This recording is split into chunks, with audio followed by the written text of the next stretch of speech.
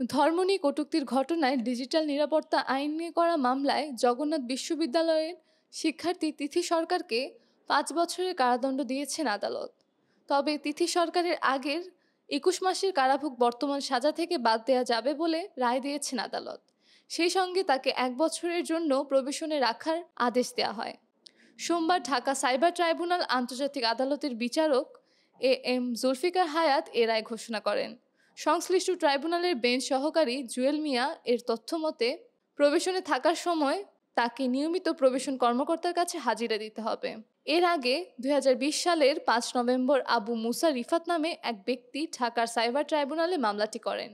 মামলার অভিযোগে বলা হয়, জগন্নাথ বিশ্ববিদ্যালয়ের প্রাণিবিদ্যার বিভাগের শিক্ষার্থী তিথি সরকার 16 অক্টোবর থেকে 23 অক্টোবর পর্যন্ত বিভিন্ন সময়ে ইচ্ছাকৃতভাবে নিজের ফেসবুক আইডি থেকে ইসলাম ধর্ম নিয়ে কটূক্তি করেন, যা ধর্মীয় অনুভূতিতে আঘাত করে। আসামি তিথি সরকার বাংলাদেশ ছাত্র অধিকার পরিষদের জবি শাখার দপ্তর সম্পাদক ছিলেন।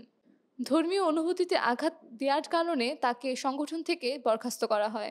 শিক্ষার্থীদের বিক্ষোভের পর সংগঠনের নিয়ম ভঙ্গের অভিযোগে তিথিকে 23 অক্টোবর বাংলাদেশ ছাত্র অধিকার পরিষদের জবি ইউনিটের দপ্তর সম্পাদক পদ থেকেও বরখাস্ত করা হয়।